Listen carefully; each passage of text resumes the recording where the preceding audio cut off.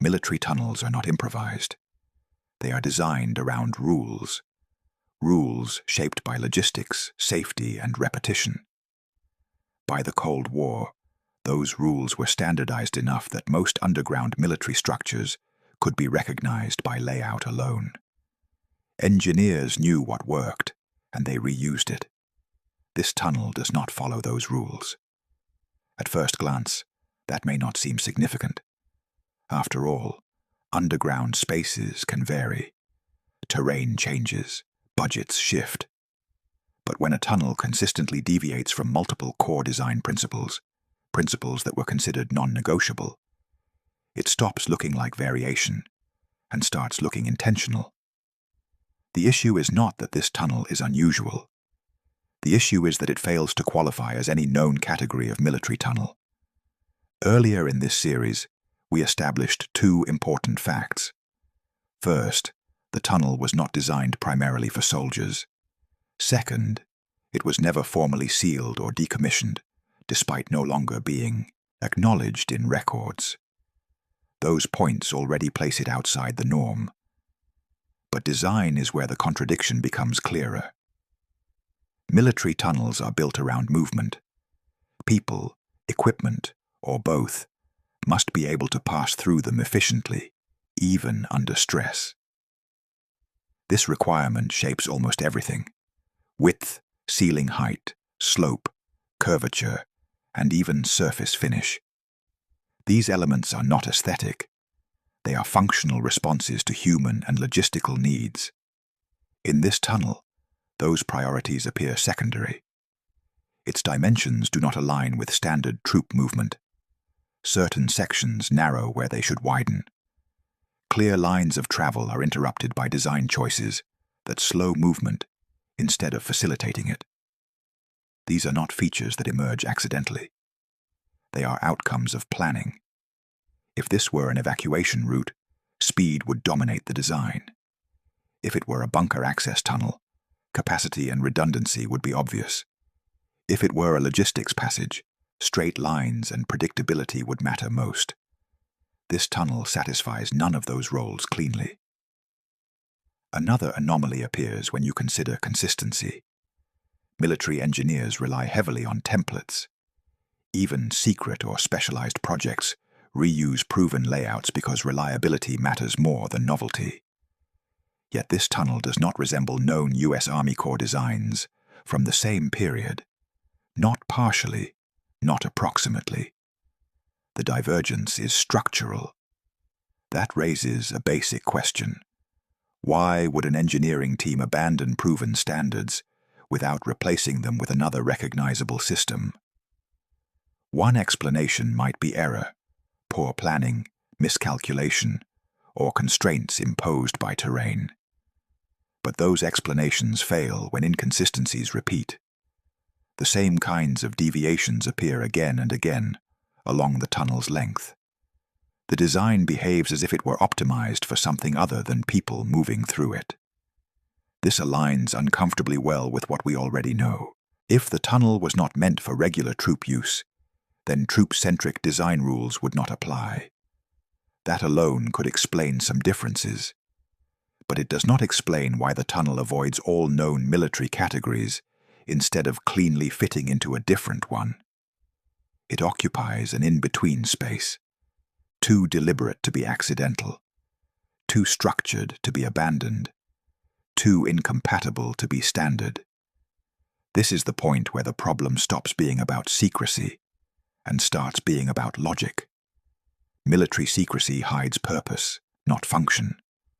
Function usually leaves fingerprints in design. Here, those fingerprints don't match the expected pattern, which leads to the central issue of this video. If this tunnel was built intentionally, and all evidence suggests it was, then it was designed around a priority that standard military doctrine does not account for. Not soldiers, not evacuation, not storage in the conventional sense. So before asking what the tunnel was for, a more basic question has to be answered. What kind of system requires a tunnel that deliberately ignores how military tunnels are normally built? That question will guide the rest of this investigation. Military tunnel design is conservative by nature. Once a layout proves reliable, it is reused.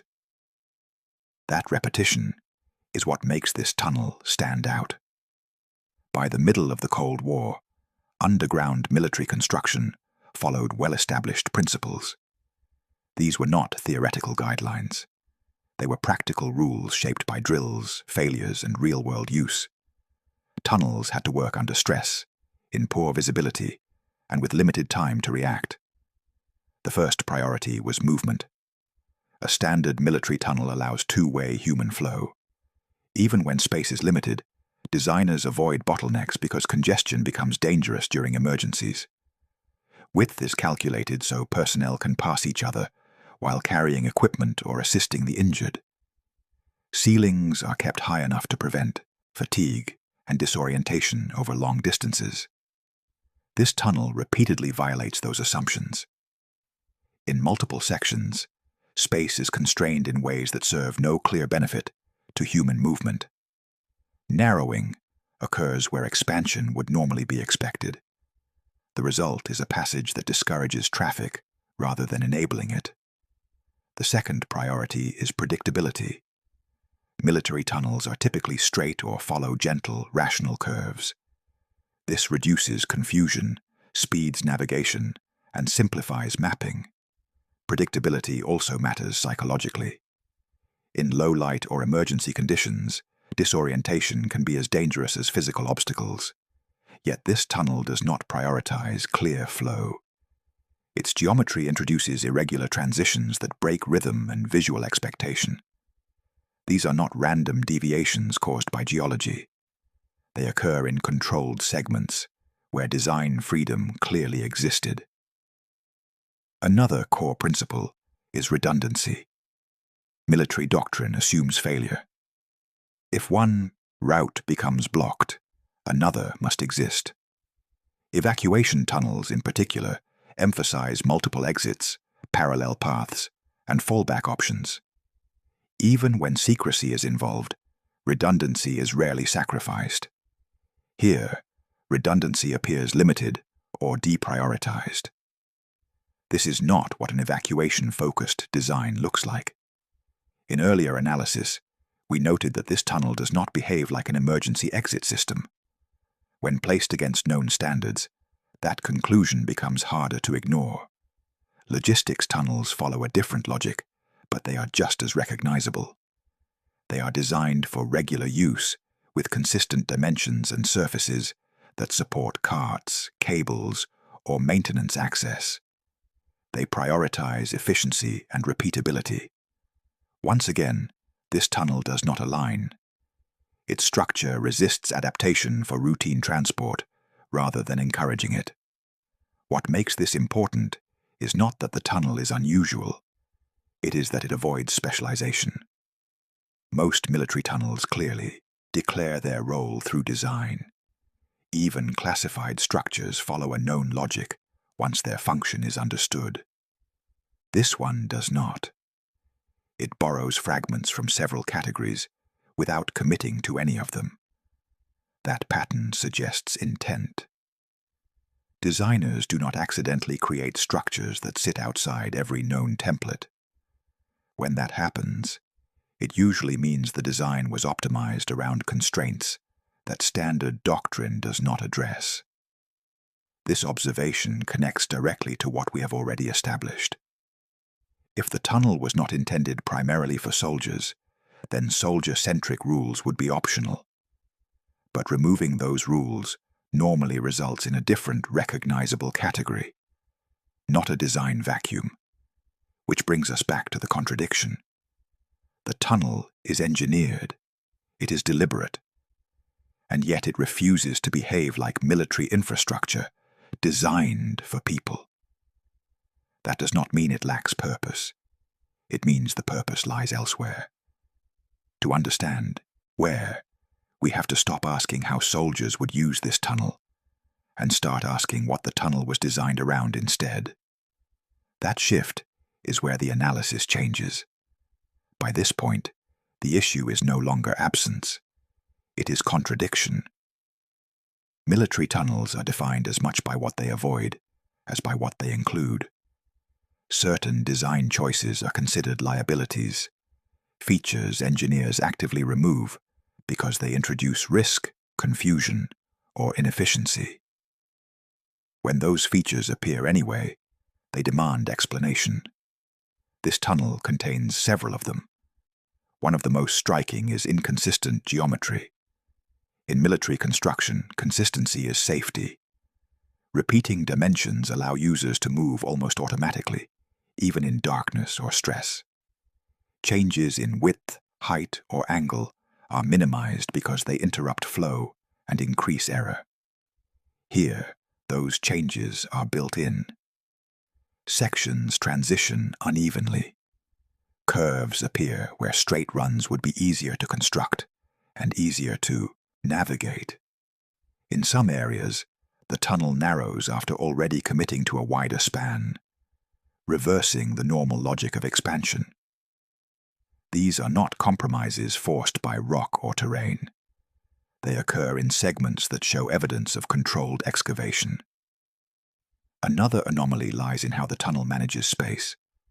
Military tunnels usually scale up or down based on clear use cases. Storage areas widen. Access routes remain consistent. Choke points, when unavoidable, are brief and obvious. In this tunnel, spatial priorities feel inverted. Areas that would benefit from openness are constrained, while other sections provide volume without an obvious reason. That imbalance suggests the design was not centered on human presence. Materials reinforce this impression.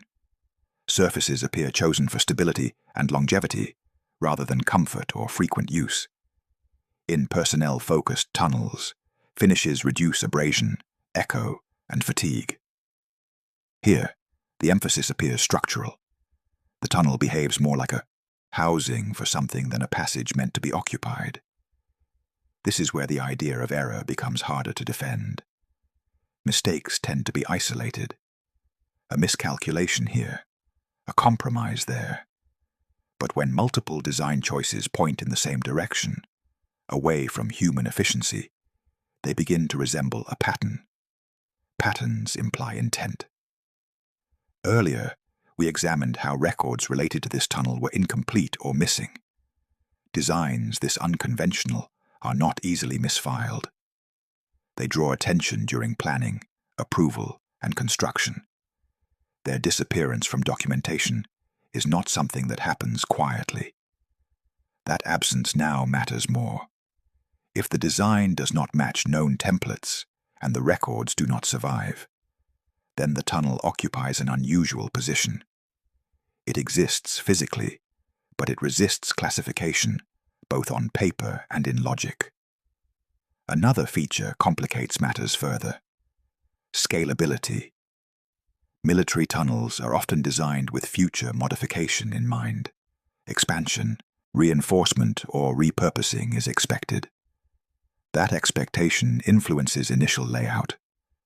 Straight runs allow extensions. Consistent cross-sections allow upgrades. This tunnel does not appear friendly to expansion. Its irregular geometry limits straightforward modification.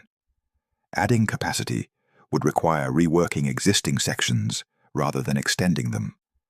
That is inefficient unless expansion was never a goal. Which raises a subtle but important point. Designs that resist expansion are usually optimized around fixed systems. Systems that are defined at construction and not expected to grow with personnel needs. That kind of thinking is common in infrastructure, built to support specific functions rather than general use. At this stage, the evidence converges. The tunnel does not simply fail to support soldiers. It appears designed to discourage human movement beyond what is necessary. That does not mean people were never meant to enter it. But it suggests they were not the priority. Once that possibility is accepted, many contradictions begin to align. The geometry, the materials, the lack of redundancy, and the resistance to scaling all point in the same direction. The tunnel was shaped around something else. The next step is to identify what kind of design philosophy produces a structure like this, one that treats human use as secondary and stability as central. Once human movement stops being the primary concern, the design begins to make more sense. Military infrastructure usually starts with people. How many will use it, how fast they need to move, and how long they might stay underground. Even highly automated facilities are shaped around access, maintenance, and emergency response. This tunnel behaves differently. Instead of prioritizing flow, it prioritizes stability. Instead of accommodating volume, it controls it. These choices suggest the tunnel was designed around a fixed requirement, something that needed to remain protected, isolated, and uninterrupted, regardless of how inconvenient that might be for people moving through the space. That distinction matters. When engineers design around a system rather than personnel, the tunnel becomes a container. Movement becomes secondary to environmental control. Geometry becomes a tool for regulation, not efficiency. Several of the tunnel's earlier contradictions align with this approach. Irregular curves, for example, reduce line of sight and compartmentalize space.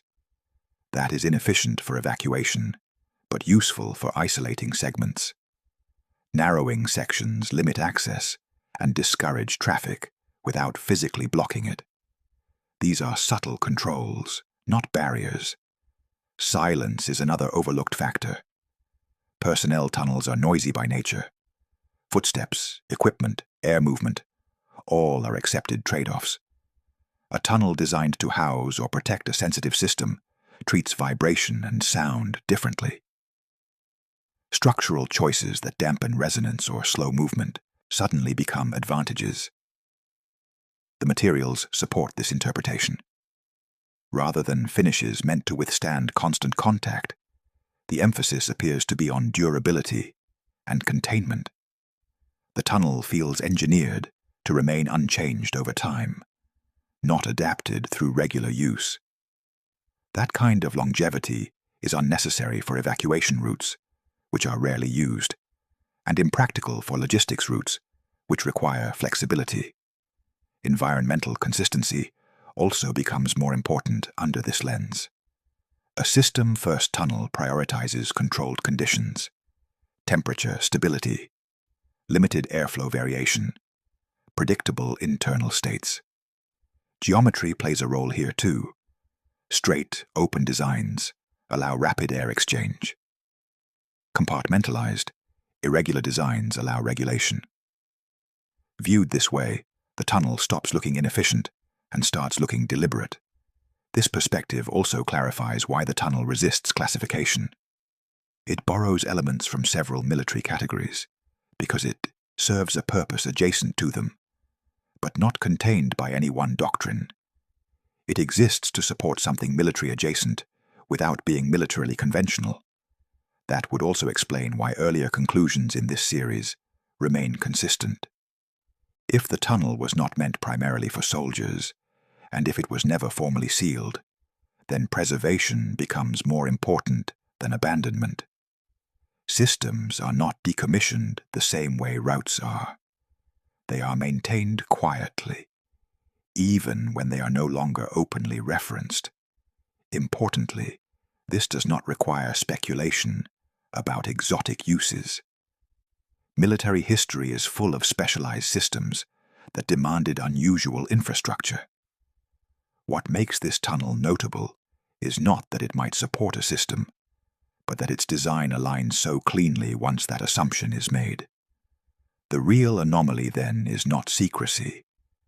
It is design discipline. Someone knew exactly what constraints mattered and ignored the rest. That kind of clarity is rare in improvised or temporary projects. It usually appears in infrastructure built to support something critical, fixed, and sensitive to disruption. At this point, the question shifts again. If the tunnel was designed around a system rather than people, then what kind of system requires isolation, stability, limited access, and long-term preservation, yet does not fit within standard military facility design? That question cannot be answered by looking at this tunnel alone. To move forward, comparison becomes necessary. Once the tunnel is viewed as system-centered rather than personnel-centered, a number of alternative explanations naturally suggest themselves. This is the point where most analyses stop, by assigning the tunnel to the nearest familiar category. But when those categories are tested carefully, each one fails. Start with bunkers. Bunkers are built for occupation. Even when automated, they assume human presence during activation, maintenance, or emergency. That assumption shapes design. Accessible chambers, predictable layouts, and internal logic that allows people to live and work underground for extended periods. This tunnel does not support that. It lacks the spatial logic of habitation. Movement between sections is constrained, not facilitated. The structure feels transitional, not residential. That alone rules out a bunker as its primary identity. What about evacuation infrastructure? Evacuation tunnels are defined by urgency. Their sole purpose is to move people quickly away from danger. As discussed earlier, speed, clarity, and redundancy dominate their design. Any feature that slows movement is considered a failure. Here, slowing features are embedded. Curves, narrowed sections, and irregular transitions do not belong in an evacuation system. More importantly, the tunnel does not clearly lead away from anything. Its logic is inward-facing rather than outward-directed. Storage is another common explanation. Military storage, tunnels prioritize access, environmental control, and scalability. They are designed to receive, hold, and retrieve materials efficiently. Their layouts reflect inventory logic rather than secrecy alone. This tunnel resists that interpretation as well. The geometry does not lend itself to repeated access or reconfiguration. There is no clear progression from entry to storage zones. The space does not advertise what it contains, even structurally. That is unusual for storage, where function leaves clear architectural signals. Communications infrastructure is often cited as a possibility, but it too has recognizable traits. Communication tunnels emphasize cabling paths, maintenance access, and modularity. They are designed to be opened, adjusted, and repaired. Even classified systems anticipate regular human interaction. Again, the design here works against that expectation. Maintenance-friendly infrastructure avoids unnecessary complexity. This tunnel embraces it. That suggests the design did not expect frequent human intervention once construction was complete. What remains after these categories are ruled out is not a new label, but an absence. The tunnel does not cleanly belong to any established military template, because it was not trying to. It appears to have been designed alongside military infrastructure, rather than within it. Its purpose overlaps with military needs, but follows a different set of priorities. This distinction matters. Military doctrine is standardized because it must scale across bases, regions, and decades. Infrastructure that operates outside that doctrine is usually experimental, transitional, or tightly compartmentalized. Those projects tend to be underdocumented and rarely discussed once completed. That observation aligns with another established fact from this series. The tunnel was never officially sealed. Routes are sealed. facilities are decommissioned, systems that might still matter are preserved. The absence of a sealing record suggests the tunnel was left in a state that allowed reuse, reactivation, or monitoring. That alone places it closer to infrastructure continuity than historical residue, which leads to a broader implication. If this tunnel does not match known templates because it was designed under a parallel logic, then it should not be unique. Design philosophies repeat. Engineers reuse solutions when constraints recur. The question is no longer whether this tunnel is anomalous. It is whether it is representative. If similar design logic appears elsewhere, then this tunnel is not an exception. It is a node. And that possibility forces the analysis beyond a single base. To test it, the scope has to widen. At this stage, treating the tunnel as a one-off becomes the weakest explanation. Design logic does not emerge in isolation. Engineers carry assumptions forward. Constraints that matter once tend to matter again. When a structure follows a distinct philosophy, one that diverges from doctrine, it usually points to a broader system rather than a local anomaly. That is the final problem this tunnel creates.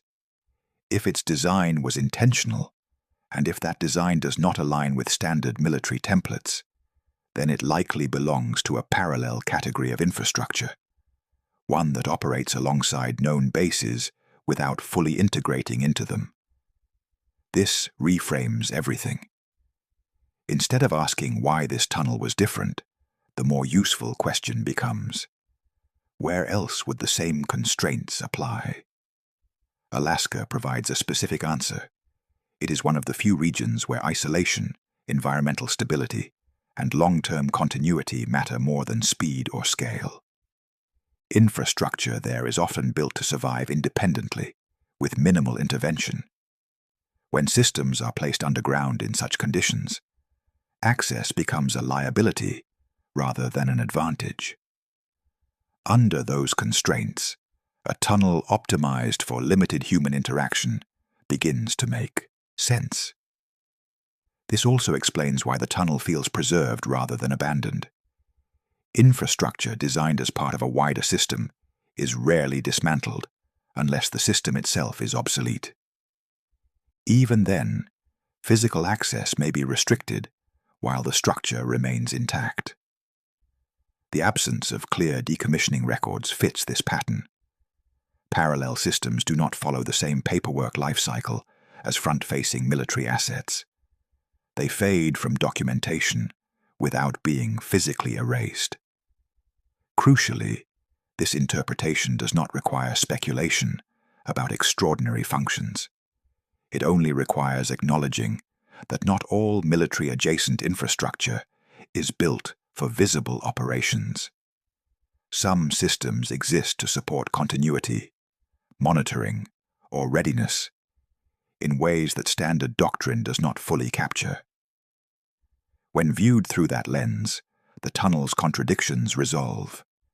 It discourages traffic because traffic was never central. It resists expansion because its capacity was fixed by design. It avoids classification because it was not meant to fit within a single category. The tunnel becomes a component, not a destination. And components are rarely self-explanatory when isolated from their network. This is why comparison matters. If another base shows similar design logic, similar prioritization of stability over movement, similar resistance to standard templates, then this tunnel cannot be dismissed as an anomaly. It becomes evidence of a broader architectural approach. That is where this investigation leads next. Not to speculation, but to pattern recognition. If this design philosophy appears again, then Alaska was not dotted with isolated secrets. It was shaped by parallel infrastructure planning, systems designed to exist quietly beneath the visible military footprint. This tunnel would then represent a single access point into that logic. Not an outlier, not a mistake, but a clue. And once design becomes the clue, the focus shifts away from what was hidden here and toward how many other places were built the same way. That question cannot be answered within the confines of this base. It requires looking outward. By the end of this analysis, the tunnel no longer reads as incomplete or poorly documented. It reads as consistent. Its dimensions, geometry, and structural priorities all point in the same direction. Not toward human movement, not toward rapid evacuation, and not toward conventional military use. The tunnel follows a logic that is internally coherent, but externally unfamiliar. That is the key takeaway. When military infrastructure does not match known design templates, the usual explanation is secrecy. But secrecy hides purpose, not engineering logic. Design choices still reflect what mattered most to the people who built it. In this case, what mattered was stability, isolation, and long-term preservation. Those priorities explain why the tunnel was not sealed, why it does not scale easily, and why it avoids fitting into any single military category. They also explain why documentation surrounding it fades rather than formally ends. The tunnel was not meant to be understood on its own.